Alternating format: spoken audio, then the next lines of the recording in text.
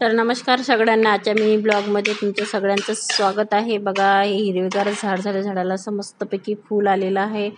तर बघा, आपल्याला करायचा होता सकाळचा नाश्त्यासाठी घेतले ते चणे मी रात्रभर मुरू टाकले आणि चांगले 2-3 पाण्यात धुवून टाकायचे। बघा, मुरलेले आहे। आता घेऊया 4 कांदे, 2 टमाटर आणि कढीपत्ता।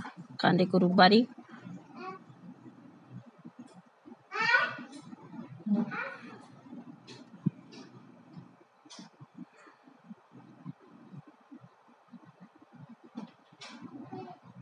बघा, सगळं बारीक केलेलं आहे। आता कढई ठेवली, कढईमध्ये टाकले पूर्ण तिखट मीठ वगैरे, कांदे।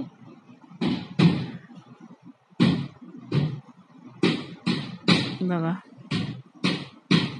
चणे पण टाकले।